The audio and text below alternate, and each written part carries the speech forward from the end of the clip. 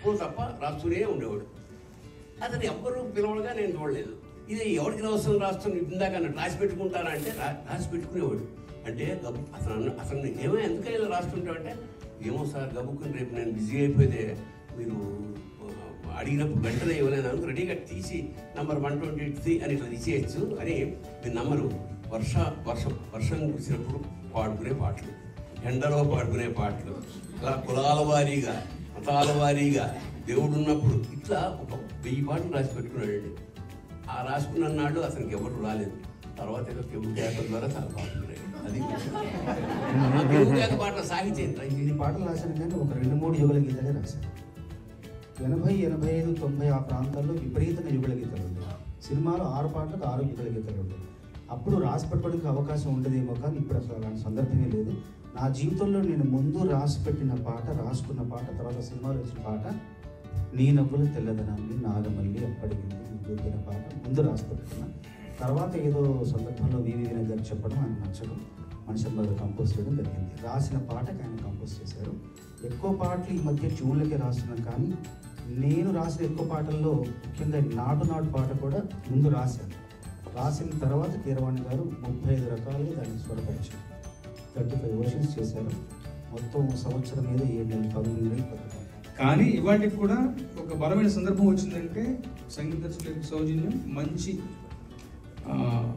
సాహిత్యం రాయించి పట్టుకురండి, దీన్ని చేస్తాను అని చెప్పేసి ఒక సౌజన్యం ఉంది. అలాంటి ఏబుల్ మ్యూజిక్ డైరెక్టర్స్ మనకి ఇప్పుడు ఉన్నారు కొద్దిమంది. బట్ వాళ్ళలో కూడా ముఖ్యంగా కీరవాణి గారు. ఈ మధ్యకాలం నేను ఆయనతో కలిసి పనిచేసినప్పుడు కూడా ప్రతిసారి ముందు ఆయన రాయమంటారు, రాతకి విలువ ఇచ్చి దాన్ని బాణి కట్టే ఒక దృక్పథంలో ఆయన ఉంటారు. సో అటు ఇటు ఉంది. ఇవాటికి పాత పద్ధతి పోకపోలేదు, లేకపోలేదు. మ్యూజిక్ వచ్చింది, దేని అందం దానిది. బట్ తర్వాత నా ఇదేంటంటే, ఒక దర్శకుడి యొక్క కళని, ఒక కాన్సెప్ట్ని సాకారం చేయవలసిన బాధ్యత ఒక రచయిత మీద, సంగీత దర్శకుడి మీద, ఇద్దరి మీద ఉన్నది అంటే, రెండవ తడవ పనిచేసే వాళ్ళ మీద జవాబుదారీతనం ఎక్కువ ఉంటుంది.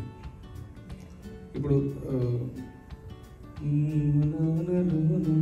నాదుందని తెలుసు అని రాశాడు అనుకోండి, ఆ భావాన్ని పట్టుకుని దానికి తగినట్టుగా ఉండే ఒక ట్యూన్ వేయడంలోనే ఒక క్లాసిక్ ఎగ్జాంపుల్ ఇది. నేనా పాడనా పాట, భర్త అడుగుతున్నాడు ఆవిడ్ని, నన్న మీరు అడుగుతుంది పాడమని, నేను అడుగుతుంది మీరా, నేనా పాడనా పాట మీరా అన్నది మాట, నేనా అడుగుతుంది మీరా అన్న ఎక్స్ప్రెషన్ ఆ భావం నుంచి పట్టుకుని కరెక్ట్గా ఆయన ఎమోట్ చేయగలిగాడు. సో మొదటిలో పాట రచయితను రాసి బాడీ కట్టబడి ఉంటే విశ్వనాథన్ రామూర్తి గారి మీద అధికమైన జవాబుదారితనం ఉంటుంది. ఈయన రాసింది ఆయన డైరెక్టర్ గారు మొక్క నీకు చెబుతుంది ఎదిగిన కొద్దీ బలగమని అర్థమైంది. తపస్సులు